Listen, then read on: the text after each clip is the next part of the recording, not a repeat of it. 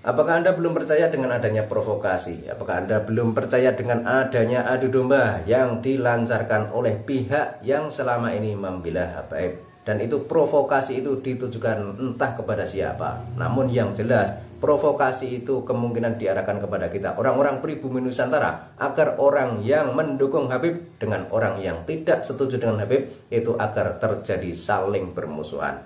Dan ini ada sebuah narasi, penggiringan opini yang perlu kita reaksi dan perlu kita simak bersama. Kita tonton videonya. Bahkan saat ini sudah ada kelompok golongan yang berani mengatakan kami siap memerangi Habib. Jadi di sini dinarasikan ada sekelompok orang yang katanya siap memerangi Habib. Jadi narasinya itu kok seperti ini ya. Padahal selama ini yang kita reaksi atau yang kita bahas itu adalah tentang nasab Ba'alawi atau nasab para Habaib dari Yaman. Sebagaimana penjelasan dari Kiai Imaduddin Usman Al-Bantani yang menyatakan bahwa nasab para Habaib yang ada di Indonesia itu nasabnya itu terputus dan tidak tersambung kepada Kanjeng Nabi berdasar kajian kitab nasab abad ke-4, abad ke-5, abad ke-6, abad ke-7 maupun abad ke-8. Namun di sini kok ada penggiringan opini seolah-olah ada sekelompok orang yang selama ini meragukan nasab Habaib itu ingin memerangi. Jadi dinarasikan hal ini sebagai sebuah peperangan atau suatu hal yang berbentuk kekerasan. Namun kita simak dulu video selanjutnya. Kami siap memerangi Habib. Kami bermusuhan dengan Habib. Allah, lihat riwayat dalam kitab hadis yang lainnya. Ketika Nabi Muhammad dan juga dinarasikan sebagai orang yang memusuhi Habib.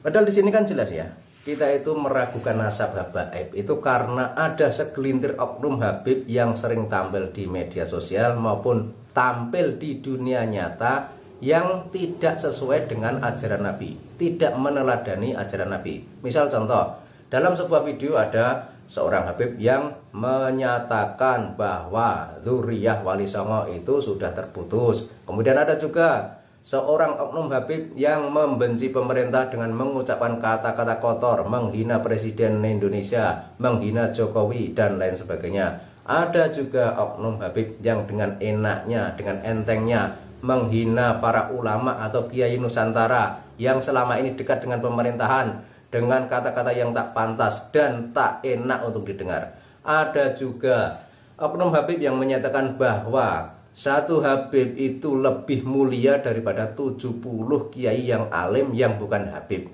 Merasa kasta lebih tinggi daripada orang-orang lain yang bukan dari golongan mereka. Ini kan sudah bertentangan dengan ajaran Islam yang sebenarnya. Dengan adanya hal itu tentunya orang-orang pun akan berpikir, orang-orang pun akan curiga, benar tidak mereka ini dzurriyyah Nabi? Sebab selama ini mereka juga mengaku sebagai cucu Nabi, mengaku sebagai keturunan Nabi. Tapi masa sih keturunan Nabi kok kelakuan seperti ini?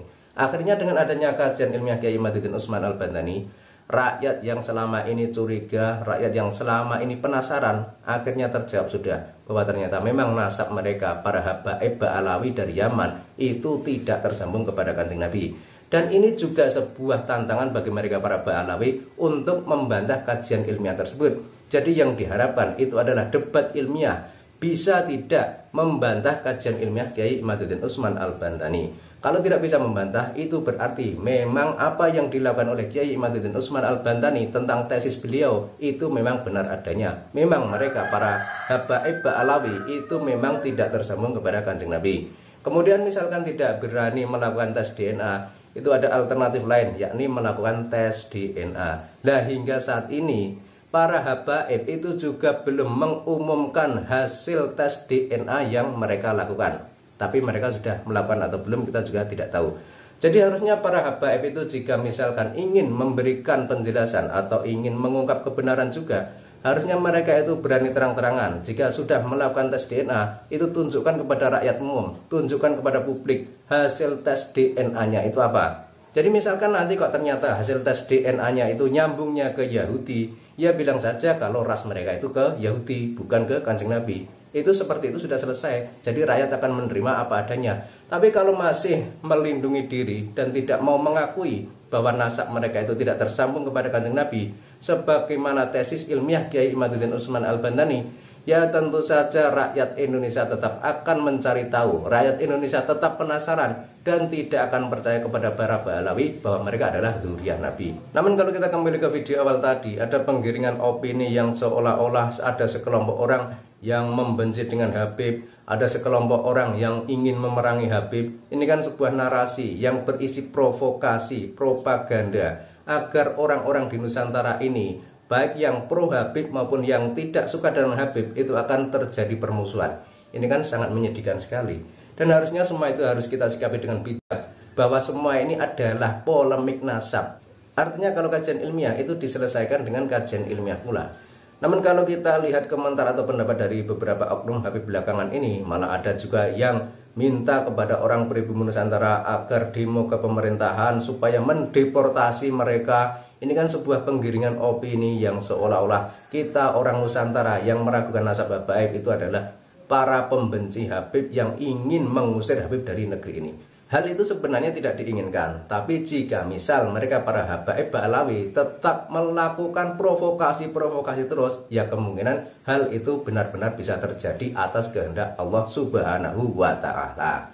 Jadi intinya apa? Intinya itu ya selama para Ba'alawi itu tidak bisa menunjukkan bukti bahwa mereka adalah dzurriyyah Nabi, selama itu pula rakyat Indonesia akan menganggap mereka bukanlah cucu Nabi.